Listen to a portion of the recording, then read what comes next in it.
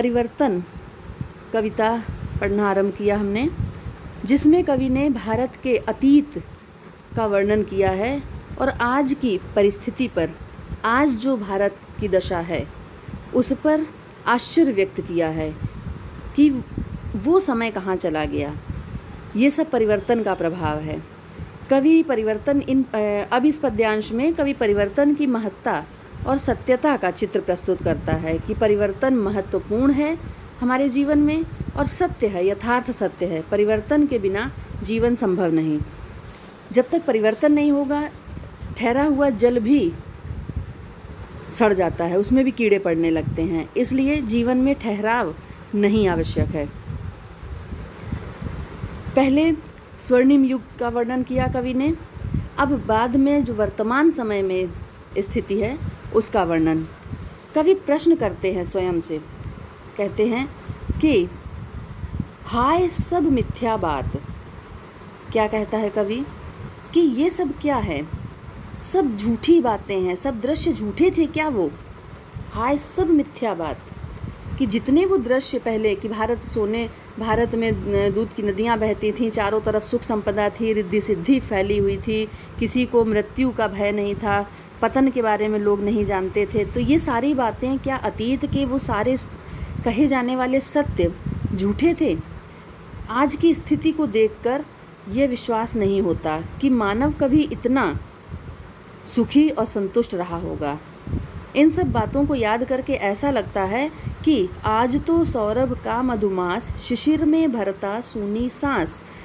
उन सब बातों को याद करके लग रहा है कि जैसे सुगंध से भरा हुआ, सौरभ का अर्थ है सुगंध, मधुमास का अर्थ है वसंत, जैसे सुगंध से भरा हुआ वसंत शिशिर में, वसंत के बाद जब शिशिर ऋतु आती है, सर्दी पड़ने लगती है, शिशिर में ऋतु का परिवर्तन होता है। ऋतु परिवर्तन के साथ साथ जो परिवर्तन का प्रभाव है वो दिखने लगता है। जो पुष्प वसंत ऋतु में खिले रहते हैं, चारों तरफ बाहर दिखाई देती है, शिशिर में वही क्या है, निर्जनता आ जाती है। शिशिर में भरता सूनी सांस, ऐसे लगता है कि जैसे जो पुष्प बसंत ऋतु में खिलखिला रहे थे वो शिशिर ऋतु में गहरी सांसें ले रहे हों, सूनी सांस, उनकी सांसें भी थम रही हों। वही मधु ऋतु की गुंजित डाल झुकी थी जो यौवन के भार।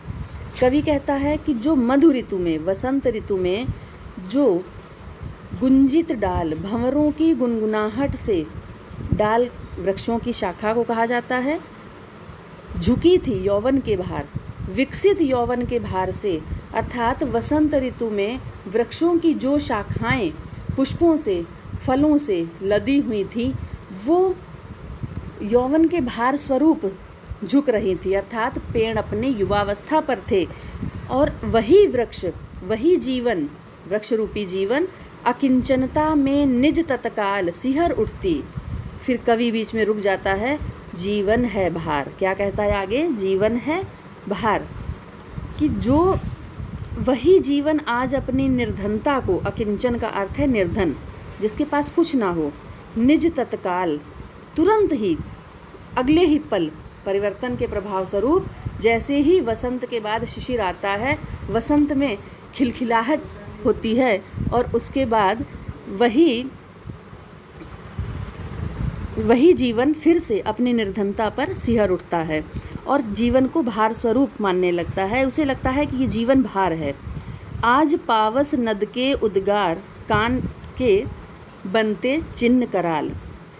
पावस वर्षा ऋतु में, नद नदी के, उद्गार कथन या शब्द, जो वर्षा ऋतु में जो नदी के शब्द हैं, नदियों के शोर चारों तरफ जो सुनाई देते हैं, वो परिवर्तनशीलता का ही प्रभाव है कि वही क्या होता है, काल के चिन्ह कराल, वो अपने चिन्ह काल के रूप में छोड़ जाते हैं। जैसे जैसे वर्षा ऋतु बीतती है, वर्षा ऋतु में जो नदियाँ उफनाने लगती हैं, चारों तरफ बाढ़ हाहाकार मचता है, वर्षा ऋतु व्यतीत हो जाने पर वही नदी जलहीन होकर सूखी पतली धारा बनकर रह जाती है और काल का चक्र उसके तल में रेत, झाड़ झंखाड़ आदि छोड़ देता है, तो वो एक उसके चिन्ह के रूप में रह जाते हैं कि यहाँ पर कुछ हुआ था ऐसा।